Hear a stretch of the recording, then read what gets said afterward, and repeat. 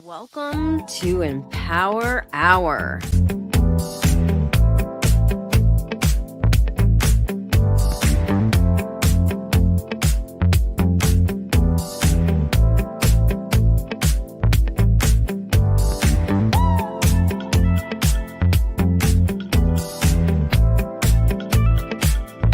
Let's get growing. Good morning. How are you guys? Not sure who's here with me this morning. We're streaming from a few different places. One thing is for sure, though, I'm not an influencer. I don't think I ever will be. And going live and doing these things really help me be the best version of myself. They help me with my speaking. It helps me with my setting my intentions. I have been using social media to set my intentions and for accountability for longer than anybody I know. I've been just putting it out there. And it's like, if you put it out there, you kind of have to follow up. So I appreciate anybody who is here and anybody who has been following me on this journey. And I am especially grateful for all of you that reach out and tell me how you've loved following it and it's inspired you to do this or inspired you to do that. And that's really what it's all about, right? All of us stepping into our light and shining as brightly as we can so that we allow others, we're blazing the trail and allow others to do the same. So this morning, I want to talk to you guys about the business of becoming. This has been my ultimate journey. There's a lot of traps with being an entrepreneur. We build ourselves into a golden cage.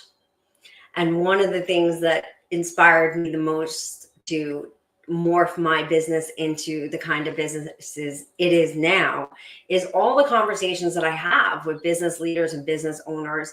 You know, they got into their business because they love what they do and they wanted freedom and they wanted joy. And the next thing you know, they can't stand their clients, they can't stand their employees, and they're on their phones, on their computers nonstop, and they feel trapped and they don't have that freedom and they're not loving what they do anymore.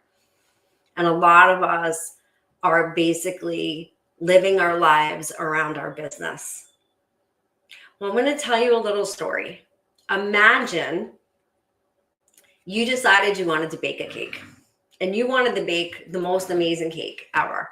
And you took your time and you researched all the recipes and you bought the finest ingredients and you baked the cake and it came out, looked beautiful, and you had the perfect icing and you decorated this cake and it was just, it just looked perfect. It looked glorious. And then you take a slice and you take a bite and you realize that you baked the cake with salt instead of sugar. By the way, this actually happened to me. I think it might have been the first cake that I ever made. I used salt instead of sugar. The second cake that I ever made, I left the spoon in it, and I could go on and on. But this is a metaphor for how my life felt about 7 years ago, pre-pandemic. I remember sitting in my office and realizing I had this 7-year plan that I had put together, and I had checked off all the boxes on the 7-year plan. Every single thing had been accomplished. And yet I felt empty. I felt miserable. Not miserable, but I was not happy. Good morning. Good morning. Hi, Claudia. And hello, Jose. I felt empty. I remember thinking, is this it?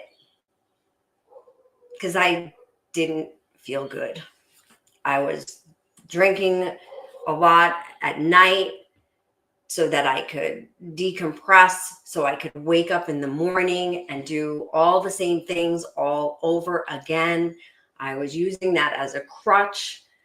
I was not present for my family. My relationships were not super healthy. So I realized this, but yet I didn't make any changes.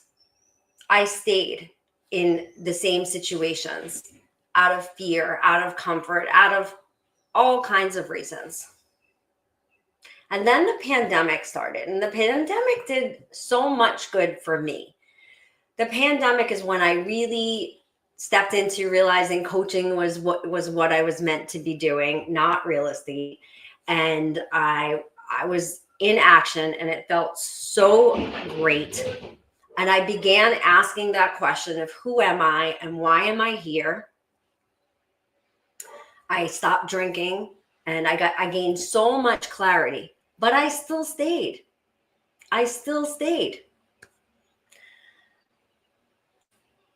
So the universe and I have a very funny relationship, although I don't think it's very funny in the moments. So fast forward about 3 years ago, the universe decided, you're not getting the message, Jen. There is more, and you can have it all. And all of a sudden, pretty much overnight, everything was gone. Income, savings, my business, lots of friendships. It was pretty intense. But I immediately realized, because I had that clarity, that this was not a disaster. It was an initiation. It was an initiation into the life of my desires. And so thankfully, I had that clarity, and I launched my coaching business. I broke 6 figures in the first year. But I realized after the first year that I was already following some of the patterns that had brought me, even when I was at the height of my real estate business, the patterns that had brought me to that place where I achieved it all, but I wasn't happy because I was not putting myself first. I wasn't living my truth. I didn't, back then I didn't know what I wanted. Now I knew, because I had been taking the time to gain that clarity, but I was still falling into those old patterns. And you know what, you guys, if I wasn't a coach, I don't think I would have recognized those patterns. And so I made a decision the first year into my business, and things were scary financially. My husband had been sick for a while, and he did step up and was taking care of most of the household expenses from June of 22 through that first year while I was building my business. And I decided after the first year, I needed to take a step back, and I needed to work on myself, work on these patterns, and really unearth why I was doing the same things. And the same things were people pleasing, putting other people before me. But I realized that the people pleasing really stemmed from financial fear, financial insecurity, scarcity mindset. Sure, I'll come coach in person when I knew my goal was to be 100% remote, but I'm agreeing to coach in person because I'm afraid that if I don't agree to that, you're not going to coach with me and I'm going to be broke. And that's scary. And that was the root of so many of my decisions, not honoring my truth and understanding my purpose and embodying it. And so I made that decision. I didn't pursue the clients that I was working with that were in person. I didn't go after them and try to get them to renew. And I actually took a break from really pursuing new clients. The business still grew, but it wasn't growing at the rate that it grew in the first year, because I decided for the first time I was able to make a decision that was not based on financial insecurity and scarcity. It was putting myself first. It was living my truth. It was being in my wholeness. Thank you, David. And so I made that decision. I did it. And then my husband left. We had issues for quite some time, not putting any blame on him, but that really ripped the rug from underneath me, because he was helping. a lot at that point, you know, and my plan was I was going to take care of us for the rest of our life. So I had no problem with his help, but now it was gone. And I was left with the entire household responsibility, a financial mess. If you've ever had a marriage breakup, you know exactly. But I really didn't handle all my finances perfectly for most of my life. One of the things that I'm working through still. And I finally stepped into faith. I didn't then panic and be like, oh my God, I better go back to those clients and I better do this and I better do that. I stayed the course. I did the healing. I unearthed the patterns and figured out why I was making, you know, even though I had mostly realized it was based out of fear and scarcity and financial insecurity, but there was more to it. Why did I feel that way? And I spent almost an entire year doing that work with my bank account. Like, you know, I remember going to bed, you know, $10 in the account, but you know what the miracles are, that like I would wake up and there would be $300 in the account. And then it just began to grow from there, because I stepped into my faith and I put my truth, my purpose, what my passion and my vision is, and the life that I desire to live, I put it first for the first time ever.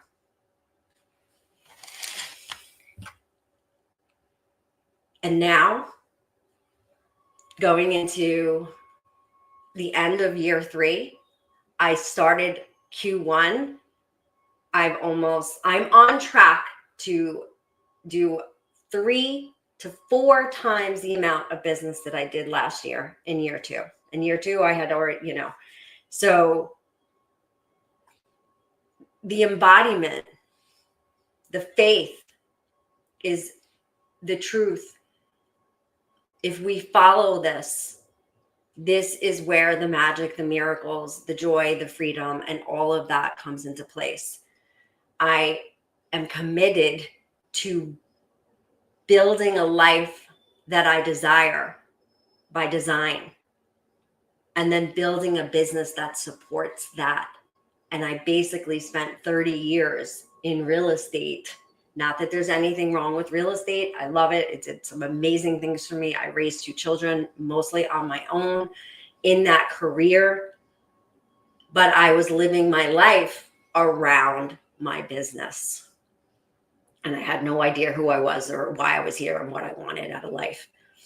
And so I remember the first time I coached from my balcony in the Dominican Republic. The Dominican Republic condo is one of those things on my 7-year list. So I'm on my balcony and I'm, you know, coaching, and I think I was coaching real estate at the time. I was still in real estate, and, you know, the ocean sound and the breeze and the smell, and I had my iced tea in my hand, and I'm, you know, barefoot, anticipating the walk that I'm going to take after this session. And I just knew in that moment that this was it. I did not want to be tethered to an office. I didn't want to be tethered. And that way back when I had started, you know, exploring, I've been doing home exchanges for years with my condo. I go here, you go there, and I'm able to travel inexpensively, pretty much free. So oftentimes I save money when I travel. Like when I go to Portugal this summer, it's the food, everything there is so much less expensive than it is here. And I just knew in that moment that that was the life that I wanted. And then, you know, 1 year into my business, I already defaulted into patterns. Meanwhile, I'm coaching all day long about embodiment and purpose and staying in your truth and following your passion.